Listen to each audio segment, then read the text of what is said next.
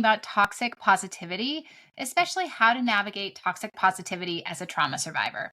So, as we all know, in the age of social media and self help gurus, everyone's a self help guru these days.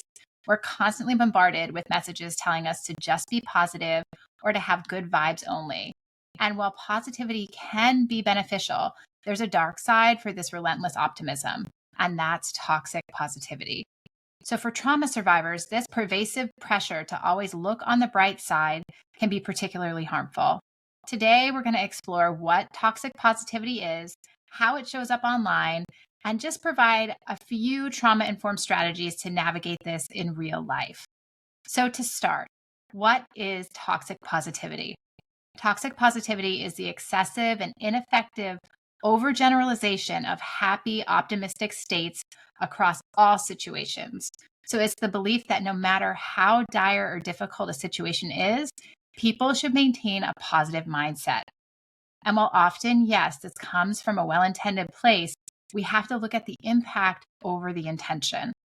Toxic positivity can invalidate and minimize people's authentic emotional experiences, especially those of trauma survivors.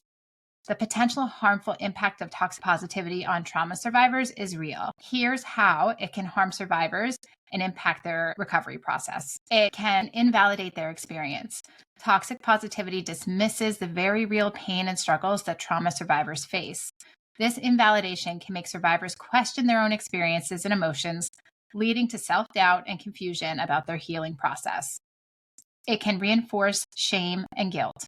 When survivors are told, just be positive, it can imply that their difficult emotions are wrong and that they're failing at recovery and their healing. This can reinforce feelings of shame and guilt that are often already present for trauma survivors. It can encourage people to suppress their emotions.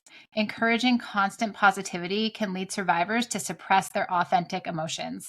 This suppression can hinder the processing of traumatic experiences, which is crucial. It's the name of the game for healing. Isolation and loneliness. When survivors feel they can't express their true feelings due to the pressure to be positive, it can lead to more feelings of isolation. This can cut them off from potential support systems, exacerbating feelings of loneliness. Toxic positivity can delay healing. Toxic positivity can create an environment where trauma survivors feel they need to get over their trauma quickly. When people are pressured to get over their trauma, it can delay actual healing, which requires working through difficult emotions and implicit responses. Toxic positivity can trigger trauma responses. For some survivors, being pressured to be positive can mirror aspects of their trauma, especially if their traumatic experiences involved having their emotions dismissed or minimized, or if they were forced to suppress their true feelings. Toxic positivity runs counter to trauma-informed approaches, which emphasize validation, safety, and empowerment. This can create confusion and conflict for survivors engaged in trauma-informed treatment. It can absolutely disrupt the grief process. Many trauma survivors need to grieve losses associated with their traumatic experiences. Toxic positivity can disrupt this necessary grieving process by pushing survivors to just move on. And it can increase self-criticism, the unrealistic standard of constant positivity. They may become self-critical, viewing themselves as failing at recovery. This can lead to, of course, a negative spiral that can get in the way of healing. For people with complex PTSD, toxic positivity can minimize the complexity of their symptoms, leading to inadequate support and people who just don't understand their needs. Toxic positivity can reinforce maladaptive coping mechanisms.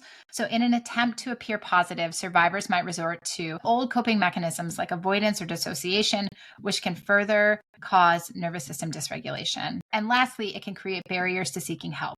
The pressure to just be positive can make survivors hesitant to seek professional help or support, and they may feel like they should be able to think their way out of their struggles. So now that we went through all of that, all of the impacts that toxic positivity can have, let's talk about some examples how toxic positivity might show up online. The first thing that stands out to me are inspirational quotes that oversimplify complex issues like, everything happens for a reason, or what didn't kill you made you stronger. Social media posts that shame negative emotions, like negative vibes not allowed. Comment that dismiss struggles, like just think positively, or for folks struggling with disordered eating, just eat a cheeseburger, right? These things are dismissive and minimizing of people's struggles. We often see influencers promoting unrealistic standards of constant happiness, lots of memes that oversimplify and trivialize mental health issues like If you're depressed, just get outside. So there can be more sneaky manifestations of toxic positivity online, like gratitude challenges that pressure people to push down difficulties and focus only on being thankful. Before and after transformation posts that imply healing should be quick and linear. We won't even get into the harm that eating disorder before and after posts can cause. Wellness influencers subtly implying that negative emotions are a result of personal failures and that you can simply just change your thoughts. And spiritual bypass content suggesting that meditation or positive thinking alone can cure trauma. And then, of course, there's the good vibes only group rules and online communities that silence the admission or discussion of struggle. And we all know the algorithm can get us, it can hold us in its grips. And the algorithms that flood your feed with uplifting content after you engage with mental health posts can be really toxic. And then, of course, targeted ads for quick fixes and self-help programs that promise to eliminate all of your negative emotions. For trauma survivors, encountering these messages can be particularly triggering. So to support you in navigating toxic positivity in the online space, we've come up with a bunch of trauma-informed strategies to navigate it, because we know that as a trauma survivor, it's crucial to develop strategies to protect your mental health and honor your authentic experiences. Our first idea, create a reality checkboard. So to do this, you can curate a digital or physical collage of images, quotes, or reminders that validate the full spectrum of emotions. You can use this type of board as a grounding tool when faced with feelings like you should be able to see the silver lining. Practice emotion naming. Instead of forcing positivity, try a daily practice of sitting quietly and naming your emotions without judgment. This helps build emotional literacy and self-validation. Develop a toxic positivity translator. When you encounter a toxically positive message, practice reframing them into more nuanced, trauma-informed language. For example, translate good vibes only into all emotions are welcome here. Curate a safe space social media feed. Create a separate account or use groups to curate content that's trauma-informed and validating. Fill it with accounts that acknowledge the complexity of healing. Engage in comfort object storytelling. So choose a comforting object and create a story around it that honors your journey, including both the struggles and the strengths. This practice can help counteract simplistic, just be positive messaging. Practice both and journaling. When faced with a challenging situation, write about it with both and statements. For example, I'm both struggling and caring for myself the very best that I can right now. This can help you strengthen nuanced thinking. This is a fun one. Create an emotional weather report. So instead of pressuring yourself to just be sunny, describe your emotional state like a weather report. This can include multiple weather patterns like we experience every day, and it acknowledges that all states are temporary. Develop a self-advocacy script.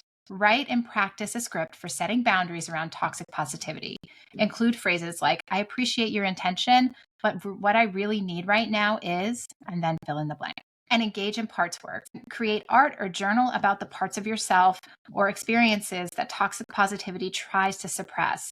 This can be a powerful way to reclaim and honor all aspects of your story and emotional experiences. And remember, healing from trauma is not a linear process, and it's certainly not about being positive all the time. It's about acknowledging your experiences, honoring your emotions, and finding ways to move forward that feel authentic to you. By recognizing toxic positivity and using some of these strategies, you can start to create a more nurturing and validating environment for your healing process, both online and in real life.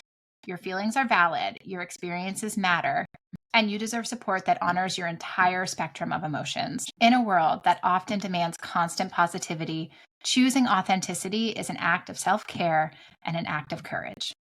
Okay, everyone, thanks so much for tuning in. We'll talk to you next week.